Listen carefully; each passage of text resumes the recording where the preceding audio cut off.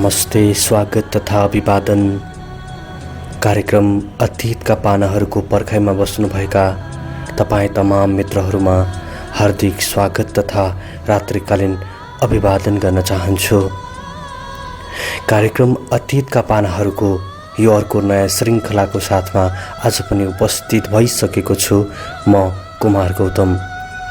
कार्यक्रम अतीतका पानाहरू तपाईँ हरेक सोमबार राति 10 बजेदेखि 11 बजेसम्म नेपालकै पहिलो video FM citizen FM 97.5 megahertz लगायत देशका विभिन्न एफएम स्टेसनहरूबाट एकैसाथ सुन्न सक्नुहुनेछ। तपाईलाई थाहा नै छ, कार्यक्रम अतीतका पानाहरूमा हामी तपाईकै अतीतहरू वाचन गर्ने गर्छौँ, तपाईकै दुःखका कथाहरू वाचन गर्ने गर्छौँ, तपाईका पीडाका कथा अनि वेदनाका कथा, मायाका कथा, मिलनका कथा अनि बिछोडका कथा कार्यक्रम अतीतका पानाहरूमा हामी समावेश गर्ने गर्छौँ। तपाईसँग पनि कुनै त्यस्ता अतीत छन् जुन अतीतले तपाईलाई झकझकाइरहन्छ, जुन अतीतले तपाईलाई तडपाइरहन्छ, गोचिरहन्छ भने पठाउनुहोस् न तपाईका ती अतीतका पानाहरू। हामी यसै गरी कार्यक्रम अतीतका पानामा समावेश गर्नेछौँ। आजको बसाइ अतीतका पानाहरूमा पनि मैले एउटा वास्तविक जीवन भोगाइ लिएर आएको छु। कथा यसरी सुरु हुन्छ। पढाइलाई बिचमा नै छोडेर म काठमाडौँमा नै एउटा सानो जागिर गर्दै बसेको थिएँ। उनी पनि आफ्नै दिदीसँग काठमाडौँमा नै बसेर अध्ययन गर्थिन्। उनको कलेज मेरो कोठादेखि मात्र 10 मिनेट टाढा थियो। कलेज नजिकै कोठा भएकोले उनी कलेज आउँदा हरेक दिन हाम्रो भेट हुन्थ्यो। उनी बिहानै फोन गर्थिन् अनि भन्थिन् म हिँड्न लागेको, क्याफेमा आउनु न, चिया पिउनुपर्छ। उनको कलेज र मेरो कोठाको बिचमा एउटा क्याफे थियो जहाँ हामी हरेक दिन भेट्ने अनि चिया पिउँदै गफ गर्दै बस्ने गर्थ्यौँ। उनको कलेज बिहान 6:30 बजेबाट सुरु हुने भए पनि कहिलेकाहीँ त हामी गफ गर्दा गर्दै 7 बजेको पत्तै हुँदैन थियो। यसरी कति पटक उनको क्लासहरू पनि छुट्ने गर्थ्यो। हरेक दिन त्यो क्याफेमा जाने अनि चिया पिउँदै बस्ने भएकोले हाम्रो सम्बन्ध त्यो क्याफेका दाजुभाउजूसँग एकदमै घनिष्ठ भएको थियो। त्यसैले म दिनमा एक्लै हुँदा पनि त्यही क्याफेमा गएर चिया पिउँदै त्यहाँका दाजुसँग गफ गरेर समय बिताउने गर्थेँ। लामो समयसम्म यही क्रम चलिरह्यो। हामी दुईको प्रेम यति गहिरो भएको थियो कि अब एक अर्का बिना जीवनको अर्थ नै छैन जस्तो लाग्थ्यो। एक दिन बेलुकी पख उनले फोन गरिन् अनि रुन्चे स्वरमा भनिन्, घरबाट ड्याडीले फोन गर्नुभएको थियो, मेरो बिहे गरिदिने रे यही मागमा। उनको कुरा सुनेर मेरो मुटुमा झिर रोपे जस्तो महसुस भयो। आत्तिँदै सोधेँ, अनि के भन्यो त, कोसँग गर्दिने भन्नुभएको? उनले मधुरो स्वरमा सुनाइन्। मैले केही बोल्न नै सकिनँ। अमेरिकाबाट आउने रे, सबै कुरा भइसकेको रहेछ। मेरो फोटोमा पनि हेरेर मन पराएको रे। अब 10 दिनपछि आउने अरे केटा, अनि केही दिनमा नै बिहे गर्ने कुरा रहेछ। मलाई रिङ्गाटा चले चाहिँ भयो। मुटुले बाहिर निस्कन्छ कि जस्तो गरेर ढकढक गर्न थाल्यो। आँखामा टिलपिल आँसु भरिए। रिसले कान तातेका थिए। मैले उनीसँग रिस पोखेँ। अमेरिकाको केटा भएर होला नि, होइन? केही बोल्न नसकेको ड्याडीसँग। यो सुनेपछि उनले झन् रुन्जे स्वरमा भनिन्, अरे के भन्नुभएको बुढा यस्तो? I love you. मेरो रिसको पारो अझै घटेको थिएन। फन्किँदै भने, जे सुन्यौ त्यही भने, जाऊ न बिहे गर उसैलाई अनि भन लभ यु सब यु। मेरो यस्तो रुखो बोली पहिलोपल्ट सुनेर होला उनी रुन थालिन् अनि भनिन्, यसरी नरिसाउनु न प्लिज, भोलि क्याफेमा भेट्नु अनि बुझाउँछु सबै कुरा। मैले रिसाउँदै आउँदिनँ क्याफे साफे भन्दै फोन राखिदिएँ। फोन राखेपछि ओछ्यानमा पल्टेर सोच्न थालेँ। उनको केही गल्ती नभए पनि उनीसँग त्यस्तो रुखो बोलेर रुवाएकोमा पछुतो लाग्यो। फोन गरेर माफी मागौँ कि जस्तो लागेर आयो। तर फेरि सोचेँ भोलि क्याफेमा नै भेटेर सम्झाउँछु भनेर। भोलिपल्ट बिहान क्याफेमा पुगेँ। उनी पहिले नै त्यहाँ पर्खेर बसेकी थिइन्। म गएर उनको छेउमा कुर्सीमा बसेँ। उनको अनुहार निराशले भरिएको थियो अनि अँध्यारो देखिन्थ्यो। मैले उनको हात समाएर सोधेँ, के भयो सानो, किन यस्तो निराश? मसँग अझै रिसाइराखेको? उनले सानो स्वरमा भनिन्। रिसाएको छैन हजुरसँग। खै मैले केही बुझ्न नै सकेको छैन, अब के गर्ने के नगर्ने भनेर। मैले बुझिनँ उनको कुरा अनि सोधेँ, कस्तो के गर्ने के नगर्ने? उनले प्रस्ताउँदै भनिन्, ड्याडी भन्नुहुन्छ अर्को हप्ता घर जानु रे, अनि केही दिनमा नै केटा आएपछि बिहे गर्नुपर्ने रे। सबै कुरा भइसकेको रहेछ। मैले अब के भन्नु के नभन्नु सोच्न सकेको छैन।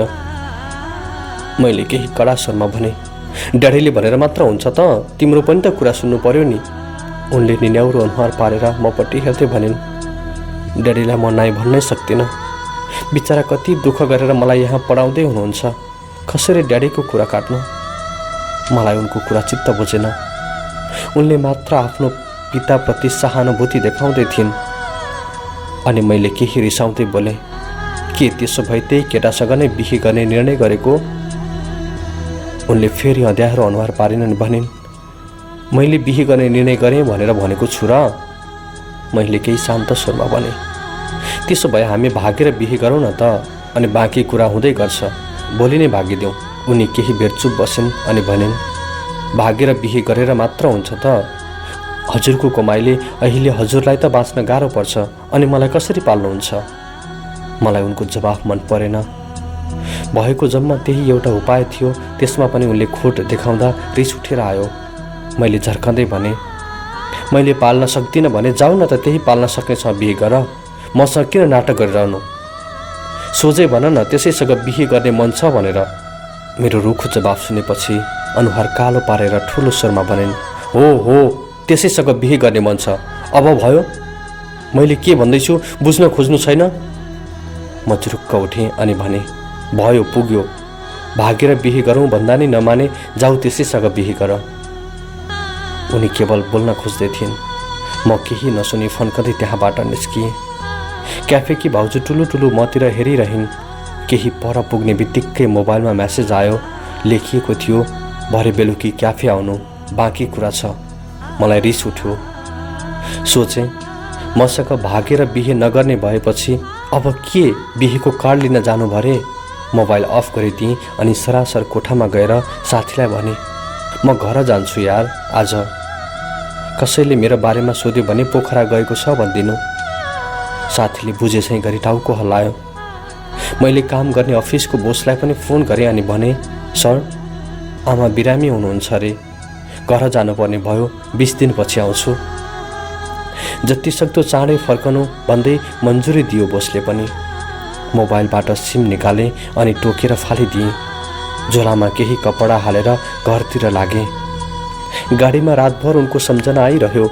ती पुराना पलहरू आँखामा जलजली घुमिरहे। कतिखेर आँखाबाट आँसु बग्यो पत्तै भएन। बिहान घर पुगे। खबरै नगरी घर आएकोमा सबै अचम्मित भए। केही बेरपछि उनलाई फोन गर्न मन लाग्यो। घरको ल्यान्डलाइन फोन छेउमा गएँ। फेरि सोचेँ, अब फोन गरेर नै के अर्थ छ र? त्यही केटासँग बिहे गर्दा नै उनी खुसी हुनेछिन्। फेरि उनैले भने कि हुन् कि म उनलाई पाल्न सक्षम छैन भनेर। यस्तै सोचेर गरिनँ फोन। घरबाट निस्किएँ अनि एउटा साथीलाई लिएर भट्टीतिर गएँ। घन्टौँसम्म रक्सी पिएर मातेर घर फर्किएँ। आमा बुबाले मलाई कहिले यस्तो हालतमा देख्नु भएको थिएन। आमा रुन थाल्नुभयो अनि बुबा गाली गर्न। म चुपचाप कोठामा पसेर सुतिदिएँ। रक्सीले बेहोस भएर उनको यादहरू पनि आएनन्। यसरी नै केही दिन यही क्रम चलिरह्यो। आमा बुबा मेरो यो हालत देखेर आजित हुनुभएको थियो। लगभग 5 दिनपछि रक्सी पिएको नै बेला उनलाई फोन लगाउन खोजेँ, तर उनको फोन अफ थियो। त्यसपछि अर्को पटक कोसिस पनि गरिनँ। यसरी हरेक दिन रक्सीको नसामा लट्ठ भएर नै 20 दिन कटिसकेछ। आमा बुबासँग बिदा मागेर फर्किएँ काठमाडौँ पुगेपछि कोठामा नगइकन पहिले क्याफेमा पस्न मन लाग्यो। सरासर क्याफेतिर गएँ अनि एउटा टुल तानेर बसेँ, झोला भुइँमा फ्याँकेर। क्याफेकी भाउजूको नजर ममा परिहाल्यो। उनले हतारिँदै मेरो नजिक आइन् अनि भनिन्, अरे बाबु कता हराउनु भएको थियो हजुर? मैले सानो स्वरमा भने, घर गएको थिएँ भाउजू, आमा बिरामी भएर। उनले अचम्मित हुँदै भनिन्, घर रे? रमेशले त पोखरा भन्थ्यो त। मैले भने होइन भाउजू, घर नै गएको थिएँ। उनले अँध्यारो अनुहार बनाएर मलाई केही बेर हेरिरहन् अनि मधुरो स्वरमा भनिन्, सानुको त बिहे भएछ, थाहा पाउनु भयो नि। मलाई झट्का लाग्यो। उनको बिहे भइसक्यो होला भनेर मैले त सोचेको पनि रहेनछु। त्यही मुर्छा पर्छु कि जस्तो भयो, आँखा भरिए आँसुले।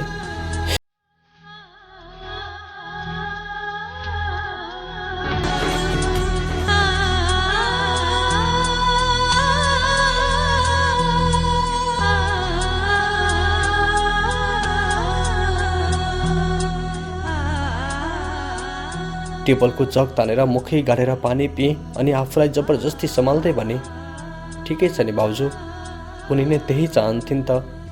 मैले त भागेर बिहे गरौँ पनि भनेको, तर पाल्न सक्दैनस् भनिन्। भाउजूले केही रिसाए जस्तो अनि केही चिन्तित जस्तो अनुहार पार्दै भनिन्, उनी त्यही चाहन्थिन् रे। हजुरलाई थाहा छ, त्यो दिन बेलुका उनी सबै कपडाहरू लिएर आएकी थिइन् हजुरसँग भागेर बिहे गर्न। हजुरलाई म्यासेज गरेको छ, आउनुहुन्छ भन्दै कुरिरहन् रात परुन्जेल। त्यो दिन तपाईँ आउनु भएन अनि झोला यहीँ छोडेर कोठामा फर्किन्। अर्को दिन आएर हजुरको कोठामा गएर रमेशलाई पनि सोधिन्, उसले पोखरा जानुभएको छ भनेछ। कति फोन गर्दा लागेन, 5 दिनसम्म मसँग आउँदै रुँदै गरिन् दिनभरि। अनि 5औं दिन दाजु लिन आएका रहेछन् र लिएर गएछन्।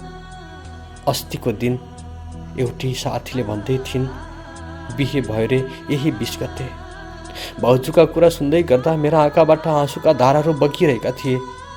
हरेक दिन जस्तै त्यो दिन पनि म क्याफेमा पुगेँ अनि चिया र चुरोट मगाएँ। एउटा चुरोट सकिने बित्तिकै अर्को चुरोट सल्काएँ। क्याफेकी भाउजूले रिसाउँदै भनिन्, कति चुरोट पिउनु भएको बाबु, तपाईँको त फोक्सो जलिसक्यो होला। मैले चुरोटको धुवाँलाई फुक्दै भने, फोक्सो मात्र होइन भाउजू, मेरो मुटु जलिरहेछ। हरेक पल म आफै जल्दैछु पश्चातापको आगोमा। भाउजूले अँध्यारो अनुहार बनाइन् अनि सम्झाउँदै भनिन्, भयो बाबु, भोलिदिनुहोस् अब। जे नहुनु भइसक्यो, बिहे भइसके कि उनी अब फर्केर आउँदिनन्। तपाईँ आफूलाई सताउन छोडिदिनुहोस्। मेरा आँखाभरि आँसु भरिए। हातले आँखा पुस्दै लामो सास तानेर भने, कसरी भुलौँ भाउजू, हरेक कुराले उनकै याद दिलाउँछ। यहाँ आएर चिया पिउँदै गर्दा पनि घरि त लाग्छ उनी पनि मेरै छेउमा बसेकी छन्। फर्केर हेर्दा उनलाई देख्दिन अनि रुन मन लाग्छ। मैले बोल्दै गर्दा भाउजूका आँखामा पनि आँसु टिलपिल भइसकेका थिए। उनले सानो स्वरमा भनिन्, अब सम्झेर के नै हुन्छ र। म केही बेरसम्म मौन बसेर चुरोटको धुवाँ उडाइरहेँ। दोस्रो चुरोट पनि सकियो अनि तेस्रो सल्काउँदै भने, सब मेरै कारणले भयो भाउजू, कुरै नबुझी म आवेगमा आएर यस्तो भयो। उनको आँसुको मलाई पाप लाग्नेछ भाउजू। यति बोली नसक्दै मलाई भक्कानो छुटेर आयो। बर्खे झरे चाहिँ आँखाहरूबाट आँसु बग्न थाले। भाउजू केही नबोली मलाई टुलु टुलु हेरिरहन्। म जुरुक्क उठेर भाउजूलाई जान्छु है भन्दै बाहिर निस्किएँ आँसु पुस्दै। कोठा जाँदै गर्दा एउटा रक्सीको बोतल अनि 2 बट्टा चुरोट लिएर गएँ। पुग्ने बित्तिकै बोतल खोलेर पिउन थालेँ। नसा चढ्दै जाँदा उनको झनै याद बढ्न थाल्यो। मोबाइल निकालेर ग्यालरी खोलेँ। त्यहाँ उनको एउटा तस्बिर थियो, मलाई असाध्यै मनपर्ने। उनले रातो साडी लगाएकी थिइन् त्यसमा। त्यो तस्बिर मलाई फेसबुकमा पठाएकी थिइन् उनले। तस्बिर पठाउने बित्तिकै मैले म्यासेजमा भनेको थिएँ, आहा सानु, कति सुहाएको तिमीलाई साडीले, बेहुली जस्तै देखियो। उनले हाँसेको स्माइलीसँगै लेखेकी थिइन्, बेहुली त हुने म हजुरकी। मैले चुम्बनवाला स्टिकर पठाएर लेखेको थिएँ, मलाई साँच्चैकै तिमीलाई बेहुली बनाइहाल्न मन लाग्यो सानु। उनले हाँसेको स्टिकर पठाउँदै लेखेकी थिइन्, अब केही वर्षपछि है बुढा, अनि थाहा छ यो साडी त दिदीको पो त। मैले जवाफमा लेखेको थिएँ, पछि म यस्तै साडी किनिदिन्छु है मेरी सानोलाई। उनले खुसी भएको स्माइलसँगै लेखेकी थिइन्, हवस् बुढा। त्यो फोटो हेर्दै गर्दा ती पलहरूलाई सम्झिँदा मलाई भक्कानो छुटेर आयो। बौलाहा चाहिँ रुँदै बोले, माफ गर सानु, तिमीलाई रातो साडीमा सजाएर बेहुली बनाउने मेरो बाचा पुरा गरिनँ मैले। पानी पनि नमिसाएको रक्सीको गुड्कोले छाती जलाउँदै र चुरुटको धुवाँ उडाउँदै दिनभरि उनीहरूलाई सम्झेर रोहिरहे म पागल झैँ। राति पनि पटक्कै निद्रा लागेन। झलझली आँखामा उनको तस्बिर आइरह्यो। कतिखेर उज्यालो हुन्छ अनि क्याफेमा पुगौँ भनेर बेचैन भइरह्यो मन। बिहान उज्यालो नभई म क्याफेमा पुगेँ। त्यहाँ काम गर्ने भाइले चिया ल्याएर दियो। मैले गोजीबाट चुरोट निकालेर सल्काएँ। भाउजूको नजर ममा पर्ने बित्तिकै मेरो नजिकै आएर एउटा टुल तानेर बसिन् अनि सानो स्वरमा भनिन्, सानुले मलाई फोन गरेकी थिइन्। सानुको फोन आएको भनेर सुन्ने बित्तिकै मेरो मन उक्कुस मुकुस भएर आयो। प्रश्न नै प्रश्न उब्जिए मनमा, तर केही सोध्न सकिनँ। आँसुले भरिएका नजरले मैले भाउजूको अनुहारमा हेरेँ। भाउजूले सायद मेरो आँखाले सोधिरहेका प्रश्नहरू बुझिन् अनि बोलिन्, तपाईको नै बारेमा सोध्दै थिइन् उनी। उनले त हजुरलाई नसनाउनु भनेकी थिइन्। मैले हतारिँदै सोधेँ, के सोध्दै थिइन् भाउजू? भाउजूले थपिन्, हजुरलाई कस्तो छ? क्याफे आउनुहुन्छ कि हुँदैन? अनि खुसी हुनुहुन्छ कि हुनुहुन्न? यस्तै त हो नि। भाउजूले सुनाउँदै गर्दा मेरो मुटु फुट्ला चाहिँ चर्किरहेको थियो। आँसुले केही देख्न छोडिसकेका थिए। मैले रुँदै सोधेँ, हजुरले के भन्नुभयो त? भाउजू लामो सास फेर्दै बोलेन्, मैले जे देखेको छु त्यही भने नि बाबु। उनले रुँदै फोन काटिन्। त्यसपछि भाउजूको कुरा सुनेर मेरो दिमाग पुरै शून्य भइसकेको थियो। अकमक्किँदै सोधेँ, अमेरिका लगेनछ उसको श्रीमानले? भाउजूले जवाफ दिइन्, श्रीमान त फर्किसके रे। श्रीमान त फर्किसके रे अमेरिका। केही महिनापछि उसलाई पनि बोलाउँछन् रे उतै। लामो सास फेरेँ अनि आँसु पुस्दै भने, भाउजू मलाई उनको नम्बर दिनु न प्लिज। भाउजू अन्कनाउँदै बोलिन्, नदिनु भनेको छ। मैले जिद्दी गर्दै भने, प्लिज भाउजू दिनु न, एकपटक बोल्न मन छ उनीसँग अनि माफी माग्नु छ। मेरो जिद्दीको अगाडि भाउजू हार खाइन् अनि नम्बर सुनाइन्। मैले नम्बर सेभ गरेँ मोबाइलमा अनि भाउजूसँग बिदा मागेर कोठामा फर्किएँ। कोठामा पुग्ने बित्तिकै उनलाई फोन गर्न मन लाग्यो, तर उनीसँग बोल्ने हिम्मत आएन। पलङ मुनिबाट रक्सीको बोतल निकालेँ अनि पिउन थालेँ। केही नसा चढेपछि उनलाई फोन लगाएँ। फोन नम्बर परिवर्तन भएको कारण उनले म हुँ भनेर थाहा पाएनन्, त्यसैले फोन उठाइन्। उताबाट आवाज आयो, हेलो। उनको बोली सुन्ने बित्तिकै रुन मन लाग्यो डाको छोडेर, तर सम्हाले आफूलाई जबरजस्ती अनि सानो स्वरमा भने, के छ खबर? उनले मेरो आवाज चिनिहालिन्। उनी केही बोलिनन्। मैले फेरि रुन्चे स्वरमा भने, बोल न सानो, बोल्न त हुन्छ नि। उनले निराश स्वरमा भनिन्, किन फोन गर्नुभएको? मलाई केही बोल्न आएन। आँखाभरि आँसु भरिए। भक्का निदै रुँदै भने, तिम्रो याद आयो सानो। उनले रुन्चे स्वरमा भनिन्, अरे किन रुनु भएको? नरुनु न प्लिज। मैले बोल्न सकिनँ, मात्र रोइरहे डाको छोडेर। केही छिनमा नै उनी पनि रोएको आवाज आयो। उनी रोएको सुनेर मुटु नै बन्द हुन्छ कि चाहिँ भयो। म अनि उनी पनि डाको छोडेर रुन थालिन्। हामी दुवै केही बोल्न सकेनौँ। मैले फोन काटिदिएँ अनि रोइरहे पागल चाहिँ। रक्सीको बोतल रित्तो भइसकेको थियो अनि सायद आँखामा आँसु पनि रित्तिसकेका थिए। मन रोइरहेको थियो। म बरबराइरहेको थिएँ, तर आँखाबाट आँसु भने बगेका थिएनन्। अचानक मलाई उल्टी हुन खोज्यो। सायद रक्सी बढी भएर होला। म उठेर लरबराउँदै बाथरुममा पुगेँ। थुचुक्क भुइँमा नै बसेर उल्टी गर्न खोजेँ, तर आएन। म हात टेकेर मुस्किलले माथि उठेँ अनि भित्ताको ऐनामा आफूलाई हेरेँ। मेरा आँखा लालगेडी जस्तै राता भएका थिए। कपाल अनि दारी बढेर म पागल चाहिँ देखिएको थिएँ। ऐनामा आफूलाई निहाल्दै पुराना दिन सम्झिन थालेँ। उनलाई मेरो दारी लामो भएको पटक्कै मन पर्दैन थियो। कति सुन्दर थिए ती पलहरू। ती यादहरूले फेरि मलाई रुवाए। म बाथरुमभित्र चिच्याउँदै कराएँ, हेर न सानो, अहिले त तिम्रो बुढाको दारी झनै लामा भएका छन्, तर तिमी छैनौ आज गुर्क्याउँदै काट्न लगाउने। रुँदै गर्दा आँखा नै बाहिर निस्कन्छन् कि जस्तो हुँदै थियो। रिङ्गटा चल्न खोज्यो। जसो तसो बाथरुमबाट निस्केर कोठामा पुगेँ। कोठामा पुग्दा मेरो फोन बजिरहेको थियो। भुइँमा थचक्क बसेर फोनमा हेरेँ। लेखिएको थियो, सानो। फोन उठाएर बोल्न सक्ने हालत नै थिएन मेरो। रोएर घाँटी सुकिसकेको थियो। छेउमा भएको बोतलको पानी पिएँ अनि आधा बोतल पानी आफ्नै टाउकोमा खनाइदिएँ। चिसो पानीले गर्दा मलाई केही शीतल महसुस भयो। केही बेर चुपचाप बसेँ, आफूलाई सम्हाल्न खोज्दै। केही बेरपछि फोन बज्यो। फोन उठाएँ अनि भने, हेलो। उनले उताबाट मधुरो स्वरमा भनिन्, किन यत्रो बेरसम्म फोन नउठाउनु भएको? मैले पनि उस्तै सानो स्वरमा भने, थाहा पाएन। गला बसिसकेको स्वरले उनले फेरि सोधिन्, के गर्दै हुनुहुन्छ? मैले भने, रक्सी पिउँदै। निकै बेरसम्म केही बोलिनन्। केही बेरपछि रुन्ची स्वरमा भनिन्, किन यस्तो गर्नुभएको हजुरले? उनको प्रश्नको जवाफ थिएन मसँग।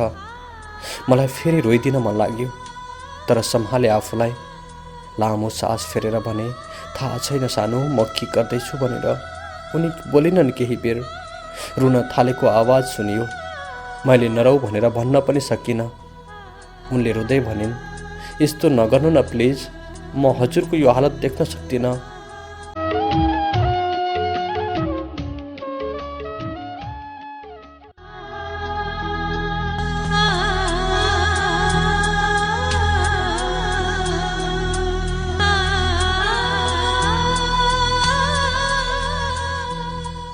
उनले फेरि भनिन्, क्याफे कि भाउजूले भन्नुभएको हजुर जतिखेर पनि चुरोट मात्रै पिउनुहुन्छ अरे। म अझै मौन रहेँ, बोलिन केही। उनले फेरि थपिन्, त्यसरी धेरै चुरोट नपिउनु न प्लिज, राम्रो गर्दैन त। मैले आफूलाई रोक्न सकिनँ। रुन थालेँ अनि रोँदै भने, म त अब 20 नै पिउनु पर्ला सानो। मेरो कुरा सुनेर उनी झनै साह्रो रुन थालिन्। म पनि रोइ नै रहेँ, केही नबोली। उनले रुँदै भनिन्, हजुर चाहिँ होइन, तर हजुरले यस्तै गरिराख्नु भयो भने म चाहिँ मरिदिन्छु। सक्दिनँ म हजुरको यस्तो हालत सुन्न अनि हेर्न। मलाई केही भन्न आएन, चुपचाप सुनिरहेँ। उनले रुँदै बाई पनि नभनी फोन काटिदिइन्। उनले फोन काटेपछि मैले आँखाका आँसु पोछेँ अनि मनलाई कठोर बनाउन खोजेँ। जबरजस्ती रुन बन्द गरेँ अनि सोचेँ, सायद म गल्ती गर्दैछु। यसरी अब उनीसँग सम्पर्कमा रहिरहन हुँदैन। उनको अरूसँग बिहे भइसकेको छ। अब उनलाई मैले सबै कुरा बिर्सिनुपर्छ। यसरी म उनीसँग बोलिरहेँ भने उनलाई झन् धेरै पीडा हुनेछ। मनमा यस्तो कुरा आएपछि फोन बन्द गरिदिएँ अनि जबरजस्ती एकपटक पागल हाँसो हाँसिदिएँ। कोठामा मेरो नमिठो हाँसो गुन्जियो। थकित शरीर, रक्सीको नशा अनि धेरै दिनको अनिदोपना लिएर म ओछ्यानमा पल्टिएँ। कतिखेर निदाएछु पत्तो भएन। बिहान होस खुल्यो। मुख धोएर म फेरि क्याफेतिर निस्किएँ। सदाझैँ क्याफेमा पुगेर त्यहीँ सधैँ बस्ने टुल तानेर बसेँ। भाउजूले एकपटक मतिर हेरिन्, तर केही बोलिनन्। मैले बोलाएँ, भाउजू चिया दिनुहोस् न 2 कप। भाउजूले अचम्मित हुँदै मतिर हेरिन् अनि सोधिन्, 2 कप रे? किन चाहियो एकैपटक 2 कप? मैले नसुहाउँदो हाँसो हाँस्दै भने, सानोको लागि पनि 1 कप। भाउजूले अँध्यारो अनुहार पारिन् अनि केही बेरपछि भनिन्, बाबु हजुर पागल हुनुभयो कि के हो? मैले भावुक हुँदै भने, छैन भाउजू, भइसकेको, तर हुन चाहन्छु। भाउजू केही बोलिनन्। केही बेर मलाई हेरिरहन् अनि अर्कापट्टि लागिन्। क्याफेको काम गर्ने केटाले चिया ल्यायो 1 कप। मैले झर्कदै भने, जा अर्को कप पनि ले। केटोले पुलुक्क मतिर हेऱ्यो अनि खुरुक्क गएर अर्को कप चिया लिएर आयो। मैले दुवै कप चिया पालै पालो गर्दै पिएँ। उनको याद झनै बढ्यो। पहिले सानो र म सँगै हुँदा हामी यही टेबलमा बसेर एक अर्काको कपबाट पालै पालो गर्दै चिया पिएको याद आयो। आँखामा आँसु भरिए। भाउजू मेरो छेउमा आएर टुल तानेर बसिन्, तर केही बोलिनन्। मैले आफै भने, भाउजू मान्छेको अर्को जन्म हुन्छ कि हुँदैन होला? भाउजूले चकित हुँदै मलाई हेरिन् अनि भनिन्, किन यस्तो सोध्नु भएको बाबु? मैले आँखाका आँसु पुस्दै भने, यो जन्ममा यस्तै भयो भाउजू, तर अर्को जन्म भयो भने म कुनै हालतमा सानुलाई गुमाउने छैन। भाउजूका आँखा पनि आँसुले भरिए। उनले केही बोल्न सकेनन्। फेरि मैले रुँदै भने, भाउजू म अब मरिदिन्छु। भाउजूले रुन्चे स्वरमा जवाफ दिइन्, अरे बाबु के बोल्नु भएको यस्तो? म केही बेरसम्म रोइरहेँ अनि फेरि बोले, भाउजू हजुर अनि यो क्याफेसँग जोडिएको हरेक चिज मेरा लागि धेरै प्रिय छन्। भाउजू केही नबोली रुन थालिन्। म पनि रोइदिएँ। क्याफेमा अरू मान्छे आइपुगे। भाउजूले आँसु पुछिन्। म जुरुक्क उठेँ अनि बिदा पनि नमागी आँसु पुस्दै बाहिर निस्किएँ। क्याफेबाट बाहिर निस्केपछि म कोठा जानुभन्दा पहिले केही पर रहेको एउटा भेटेनरी पसलमा पुगेँ। त्यहाँ पुगेर म केही नबोली चुपचाप पसलमा हेरिरहेँ। पसलेले मलाई सोध्यो, हजुरलाई के चाहिएको हो र? मैले जसँग हुँदै भने, विष दिनुहोस् न। पसलेले मेरो अनुहार हेर्दै भन्यो, कस्तो विष? म केही अकमकाउँदै भने, किरा मार्ने विष। उसले फेरि सोध्यो, के को किरा मार्ने हो? म उसका प्रश्नहरूले दिक्क भएको थिएँ अनि चर्को स्वरमा भने, दिनुहोस् न जेको भए पनि, अलि कडा खालको। उसले मेरो अनुहारमा शङ्कालु नजरले हेऱ्यो अनि फर्केर एउटा सानो सिसीको विष निकालेर मेरो अगाडि राख्दै भन्यो, यही हो सबैभन्दा कडा, धेरै पानी मिसाएर हाल्नुपर्छ। मैले फेरि भने, अर्को एउटा पनि दिनुहोस्। उसले केही नबोली अर्को सिसी पनि निकालेर दियो। मैले गोजीबाट पैसा निकालेर दिएँ अनि फर्किएँ। त्यहाँबाट बाटोको अर्को होलसेल पसलमा छिरेर एक बोतल रक्सी अनि चुरोट पनि लिएर कोठा पुगेँ। कोठा पुगेपछि एउटा विषको सिसी निकालेर त्यसैलाई टुलु टुलु निहालिरहेँ। केही बेर खोलेर पिउने भने आँट आएन अनि टेबलको कुनामा राखेर भुइँको कार्पेटमा थचक्क बसेँ। फेरि उनीलाई सम्झिन थालेँ। हाम्रो पहिलो भेट भएदेखि बिछोडसम्मका सारा पल सम्झिएँ। ती दिनहरूलाई सम्झिँदा सम्झिँदै डाको छोडेर रुन थालेँ। जति कोसिस गरे पनि आफूलाई सम्हाल्न नसकेपछि रक्सीको बोतल खोलेर पिउँदै रुन थालेँ। रक्सीको बोतल नरितिँदै म नसाले बेहोस भएर त्यही कार्पेटमा ढलेछु। कोठाको डकडक आवाजले मेरा आँखाहरू खुले। उठ्न खोजे तर नसकेपछि घस्रदै गएर भित्ताको सहारा लिएर उभिएँ जसोतसो अनि ढोका खोलेँ। ढोका खोलेर बाहिर हेर्ने बित्तिकै मलाई ठुलो झट्का लाग्यो। मेरो अगाडि ठिङ्ग उभिएकी थिइन् क्याफेकी भाउजू अनि उनको पछाडि मेरी सानु। मैले सोच्दै नसोचेकी मेरी सानु मेरै अगाडि देख्दा मलाई भनन्न रिङ्गाटा चल्यो। म लड्न खोजेँ। भाउजूले मेरो हात समातेर मलाई पलङसम्म डोर्याइन् अनि बसाइन्। सानु पनि भित्र आइन् अनि अलिक परको कुर्सीमा बसिन्। केही नबोली अँध्यारो अनुहार पारेर। मैले पनि केही बोल्न सकिनँ। मेरा दिमाग शून्य भयो। सारा कुरा सपना जस्तै लाग्दै थियो। भाउजूले सानुपट्टि हेरेर बोलिन्, सानु हजुर गफ गर्दै गर्नु, म एकछिनपछि आउँछु है। सानु केही नबोली चुपचाप बसिरहिन्। भाउजू मलाई एकपटक हेरेर बाहिर निस्केर गइन्। धेरै बेरसम्म मैले केही बोल्न सकिनँ। सानुले पनि बोलाइनन्।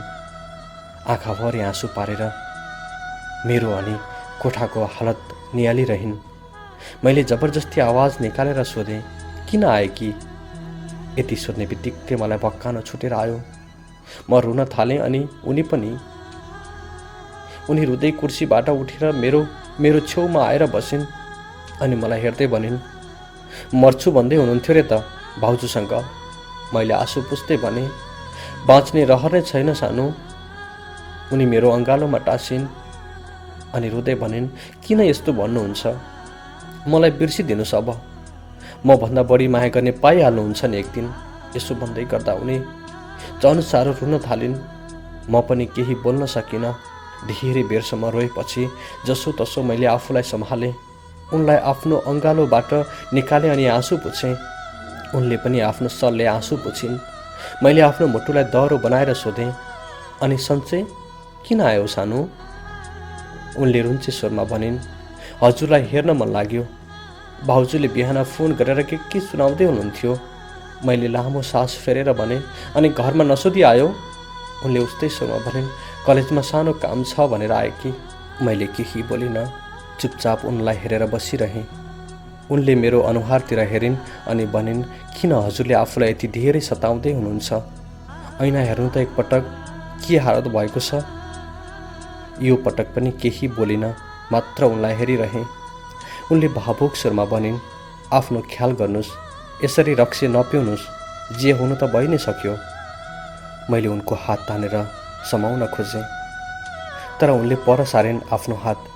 केही बेर चुपचाप बसिन् अनि घडी हेर्दै निराश स्वरमा बोलिन्, भाउजू पनि आउनु भएन, रात परिसक्यो, दिदीकोमा गएर बस्नुपर्ने।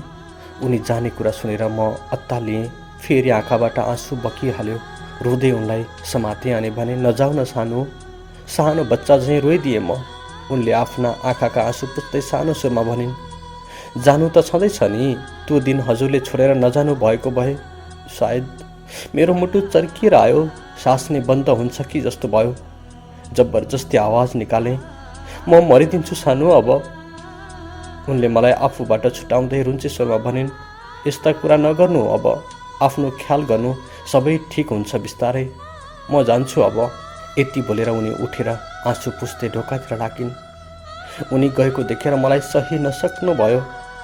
मुटुमा नै कसैले तीर रोपिदिए चाहिँ भयो। मैले पलङबाट जुरुक्क उठेर टेबलको बिचको सिसी ताने अनि खोलेर मुखमा हालेँ। बिसले घाँटी चल्यो। आधा सिसीभन्दा बढी पिउन सकिनँ। फेरि अर्को पटक मुखमा लाग्दै गर्दा ढोका छेउमा पुगेकी उनले मलाई देखिन्। उनी हात्तिएर कराउँदै आएर मलाई जोडले धक्का दिइन्। हातको सिसी एकापट्टि झर्यो अनि भित्तामा मेरो टाउको बचारियो। त्यसपछि म बेहोस भएँ। आँखा खुल्दा म अस्पतालमा थिएँ। क्याफेकी भाउजू मेरो बेड नजिकै सुकसुकाउँदै बसेकी थिइन्। मैले यताउति नजर घुमाएँ तर सानोलाई कतै देखिनँ। भाउजूले मेरा आँखा खुलेको देखेपछि झनै रुन थालिन्। मैले मुस्किलले मसिनो आवाज निकालेर सोधेँ, सानो? उनले मेरो हात समातेर पक्का निएर रुँदै भनिन्, सानो रहिन न अब। म कोठामा पुग्दा दुवैजना बेहोस हुनुहुन्थ्यो। तपाईँ त बाँच्नुभयो तर म माथि कुनै वज्र खसेझै भयो। चिच्याएर रुन खोजे तर आवाज निस्किएन। मात्र आँखाबाट आँसुको धारा बगिरहे। पानाहरूमा भर्खरै मैले वाचन गरेँ यो वास्तविक जीवन कहानी। तपाईसँग पनि यस्ता कुनै जीवन कहानी छन्? तपाईका कुनै अतीतका पलहरू छन् जुन अतीतले तपाईलाई गचगचाइरहेको छ, तपाईलाई केही लेख्न प्रेरित गरिरहेको छ?